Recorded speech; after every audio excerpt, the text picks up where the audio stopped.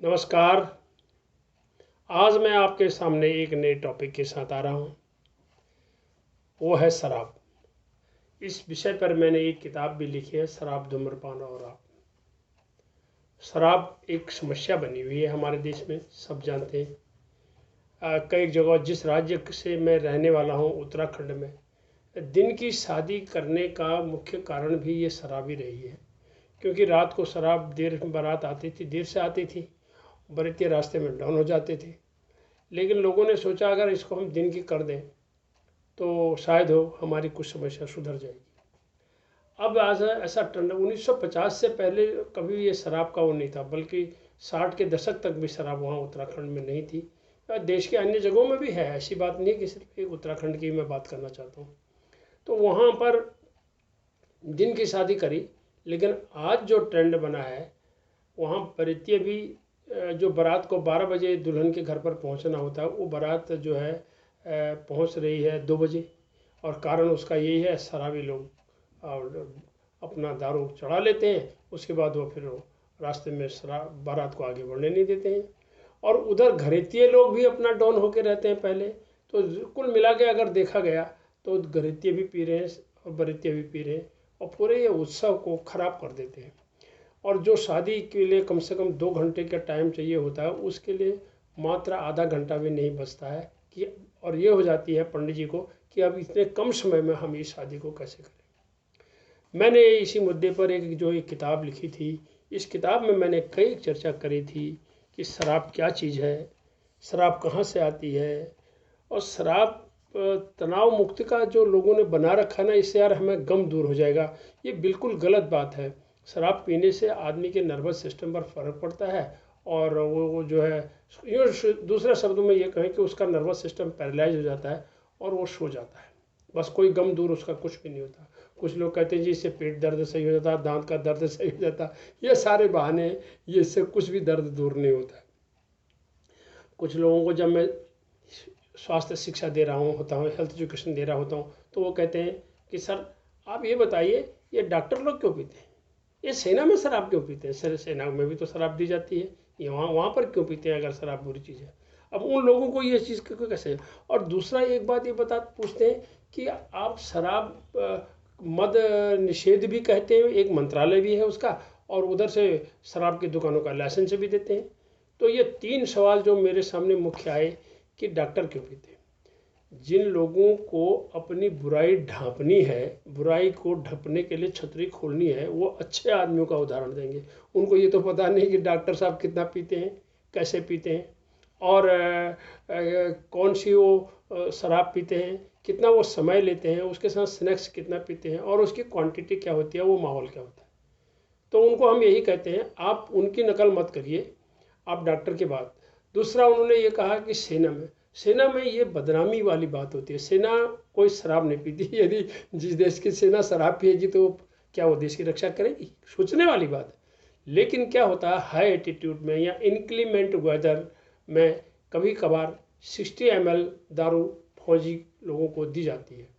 और वो किस लिए दी जाती है? उसको हम कहते हैं इम्प्रूवमेंट ऑफ कैलोरी, यानी उससे थोड़ा सा जवान का कैलोरी, जो फूड कैलोरी है, वो बढ़ती है। और उसका कोई नशे के लिए उनको नहीं दी जाती है। अब कोई ज़्यादा पीता है, कोई कम पीता है, ये तो सब जगह की बात अलग है। लेकिन वहाँ आर्मी के रूल के हिसाब से कैंटीन को भी लोग कहते हैं उतनी ही दी जाती है, आप उसका हिसाब लगाएंगे तो, ताकि वो 60 ml से वो ज़्यादा न पिए, ये ऐसा उसका होता है। फिर आगे जाके ये फौज का ये भी जवाब हो गया। अब हमने आगे जाके जब इस चीज़ को लाइसेंस के बारे में पूछा था, तो लाइसेंस में क्या है, यदि शराब की दुकानें न खोले सरकार, हालांकि कुछ राज्यों में ये प्रतिबंध है, लेकिन वहाँ अभी भी खूब दारू चलती है, चोरी छुपे होती है। आप देखते होंगे, मैं कोई राज्य का नाम नहीं ले रहा, लेकिन कितने अवैध शराब, जहरीली शराब से लोग आए दिन मरते हैं, हम खबर पढ़ते रहते हैं। इसीलिए लाइसेंस इसलिए देते हैं, भाई क्यों मरते हो, अगर दारू पीनी है तो कम से कम उस जगह से पियो जो वैध बनी है, ठीक बनी है, जिसमें जहर नहीं है। लेकिन ये नहीं कहते हैं कि आप दारू जरूर पियो। हाँ, ये बात जरूर गलत है कि सड़क के किनारे ठंडी पियर देसी शराब के ठेका इधर है, उधर है, इधर है, ये नहीं होना चाहिए। ये ठेके के जो एडवर्टाइजमेंट है ये नहीं होना चाहिए, ये गलत वास्तव में है। उसी तरह से कई बार बड़े बड़े सेलिब्रिटीज लोग भी, सिनेमा वाले भी ऐड करते हैं फलानी चीज़ अमकानी चीज़, ये भी गलत है। तो मैं कुछ दिन पहले की बात है, पार्क में घूम के आ रहा था।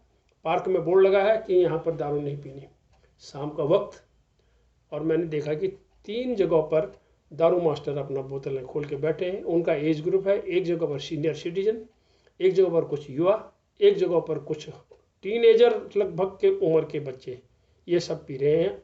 सायंकाल का समय हो रहा है और उस पार्क में महिलाएं भी घूमती हैं और बच्चे भी घूमते हैं, लेकिन वो शाम होते ही वो लोग आ जाते हैं दारू पीने के लिए। मैंने सोचा किसी से आजकल ये बात कहना पंगा लेने जैसा हो जाता है, पंगा लेने के लिए हिम्मत चाहिए, पर हम विनम्रता से हाथ जोड़ के तो कह सकते हैं। मैंने देखा वो एक दारू मंडली की तरफ, और लड़के जैसे थे, मैंने उनके पास चला गया। मैंने कहा भाई ये आप लोग यार ये बिल्कुल पगडंडी के किनारे बैठ करके दारू पी रहे हो, ये कोई जगह है? पता है ना आपको, कोई आपकी रिपोर्ट कर देगा, पुलिस आएगी आपको पकड़ ले जाएगा। तो उनमें से 2-3 लोग तो कुछ उल्टा सुल्टा बोलने लगे। एक बंदा बोला, अंकल आप बिल्कुल ठीक कह रहे हो, हमको नहीं पीनी चाहिए, पर अंकल एक बात आप बता दो, घर वाले पीने नहीं देते, ऑफिस में बॉस नहीं पीने देता, सड़क पर हम पी नहीं सकते, रोड पर हम पी नहीं सकते, तो आप कहाँ जाएं? तो मैंने कहा मैं पीनी कोई ज़रूरी है? मैंने अंकल थोड़ा सा पी रहे हैं, कोई ज़्यादा नहीं पी रहे। फिर उसका सवाल, अच्छा अंकल कितनी दारू ठीक रहेगी ज़रा ये तो बता दो। मैंने कहा किसी भी हालत पर दारू ठीक नहीं होती है, दारू ठीक नहीं होती है। एक शराबी आदमी ने या एक डॉक्टर ने या एक मनोवैज्ञानिक ने ये कहा है, लोग जो 1 पैक 2 पैक 3 पैक 4 पैक पीते हैं, उसने 4D का इस्तेमाल किया। बोला पहला पैग अगर आदमी पीता है तो वो डिलाइटेड होता है, डी फॉर डिलाइटेड, यानी वो खुश होता है। दूसरा पैग वो पीता है वो डिजेक्टेड हो जाता है, उदासीनता आने लगती है उसमें, नहीं पीना चाहिए। तीसरे पैग में वो राक्षसी रूप हो जाता है, तीसरा डी का मतलब हुआ डेविलिस। और चौथा पैग का मतलब है अगर उसने 4 पैग लगा लिए वो लंबा पड़ जाता है, उसको कहते हैं डेड ड्रिंक, यानी delighted, dejected, devilish and dead drink, ये शराबियों के वो हैं।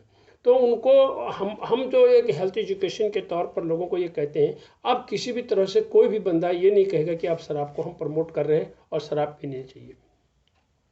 अब शादी की मैं आपको एक और बात बता देता हूँ।